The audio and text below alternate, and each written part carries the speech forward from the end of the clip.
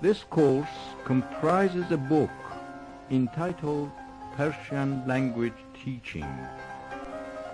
In Persian آموزش زبان فارسی.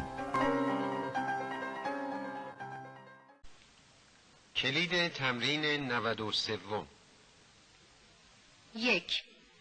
گوینده داستان چه نشانه از بهار پیدا کرده بود؟ او پروانه‌ای پیدا کرده بود. 2. عباس چه نشانه از بهار دیده بود؟ عباس پرستوهایی را دیده بود که از جنوب برگشته بودند. 3. برای چه پروانه در زیر زمین بود؟ برای اینکه زیر زمین نمدار و تاریک است و پروانه ها در زمستان در جای نمدار و تاریک میخوابند. 4. آقای خردمند درباره پروانه چه گفت؟ او گفت این پروانه دیروز از خواب زمستانی بیدار شده است. 5. گوینده داستان در زیرزمین مشغول چه کاری بود؟ او مشغول تمیز کردن زیرزمین بود. 6.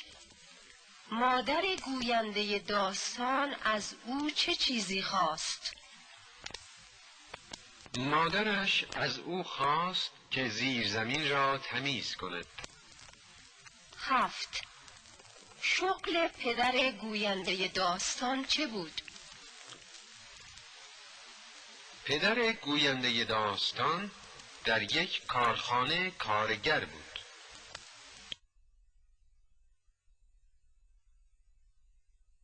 8. گوینده داستان آقای خردمند را از کی می شناخت؟ از وقتی که در کلاس 3 دبستان درس می‌خواند.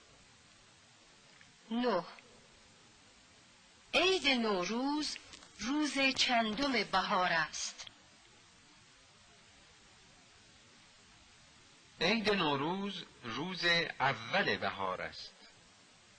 10. بهترین چیزی که آقای خردمند به گوینده داستان یاد داد چه بود؟ آقای خردمند به او یاد داد که درست ببیند و درست بشنود.